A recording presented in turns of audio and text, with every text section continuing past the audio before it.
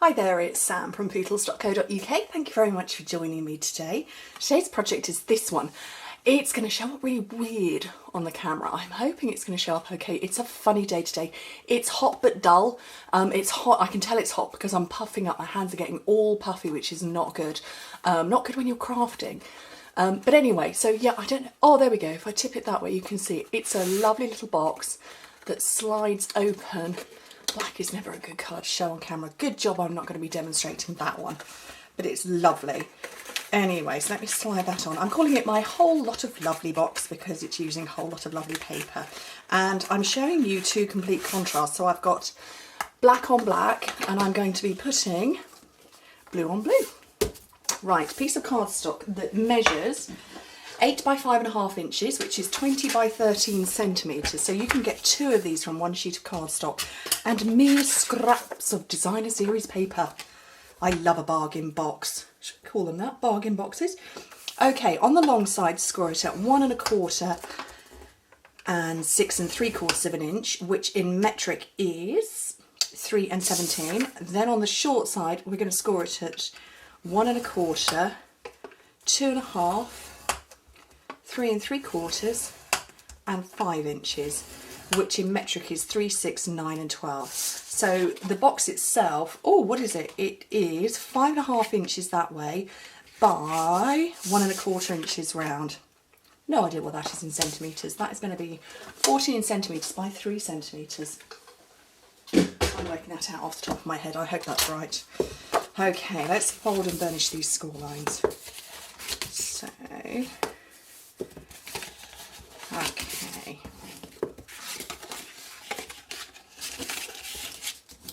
So how's everybody enjoying their summer? It's midsummer holidays here right now for us. So the boys have been off school for a couple of weeks. But yeah, there's still loads to go. Okay, let me open this box up again.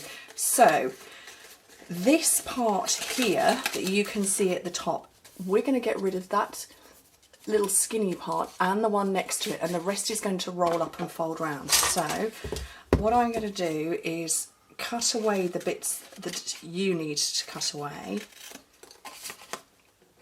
and then hover it so you can see.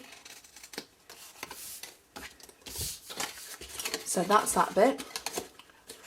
That's the top of the box, and then we're going to cut those bits. And what you need to do is keep the middle one straight. So that's that one, and cut into those ones because they're going to get tucked away.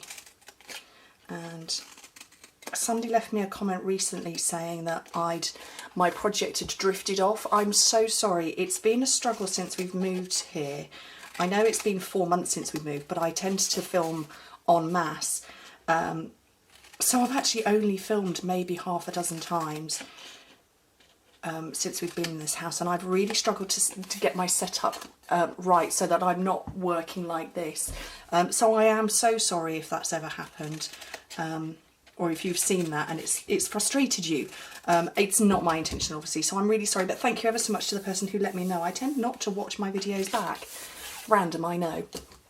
Okay, so can you see where I've wedged out? So this one is completely square because those two are going to tuck in like that, and then this one is going to fold up. So I need that straight, but you need that little sort of edge.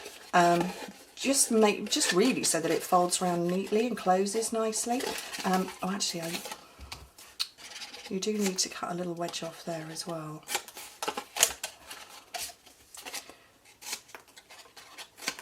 There we go. Let me hover that again. So that one's been kept at its full size, and those ones are going to tuck in, and I wedged off that little bit because there will be a slight overlap otherwise. Okay, let's stop talking and start building. That will probably be easier. Where's my fuse? So the fuse onto the wedged bits. I can't speak.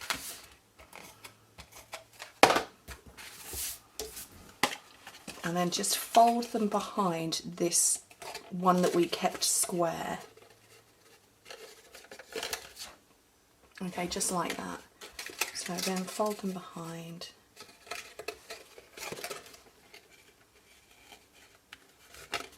And that is the essence of the box, because on this one I actually had it sitting out. You can put it in or out, it's up to you. I'm going to hold that, and then my designer series paper, 3 by 5 3/4, which is 7.5. Oh, I have written it down, 7.5. Actually, that should be 7.5 by 15, not 13. Let's change my notes. My notes are just off to one side.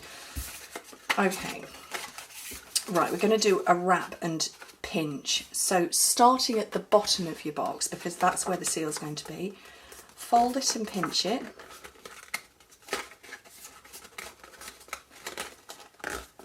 Just gently pinch with your fingers. We're going to reinforce in a minute.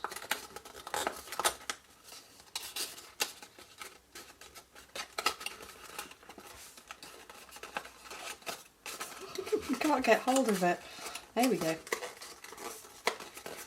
So that's given me a rough guide as to where I want to go. So what I'm doing is I'm making sure that I'm lined up on both sides, and then I know that it's a straight line.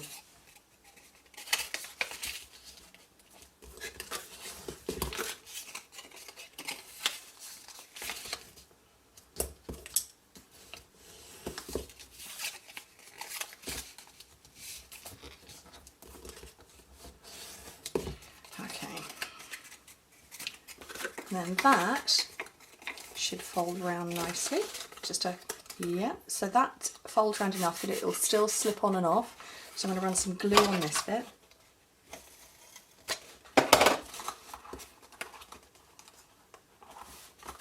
And that will slide on and off nicely.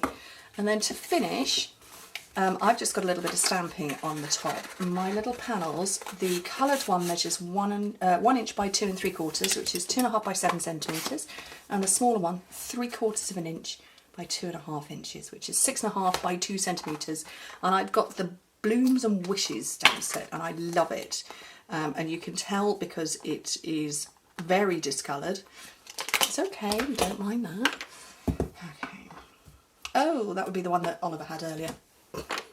Came into my office and there was stamp residue all over my grid paper. Cheers, Sam. Okay, right, so I've got crushed curry on this one because that's that little colour, that little bit of yellow, which I'm no doubt going to be covering up. But it was just a nice little touch to bring in some colour. Oh.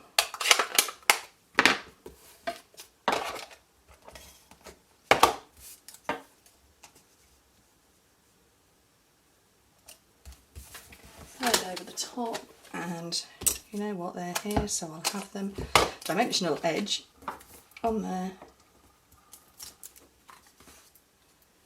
and into the middle. Box made. Like I say, a really good size, so you can fit all sorts of nice yummy treats and things and stuff in there. Anyway, thank you ever so much for joining me, and I hope to speak to you soon. Bye.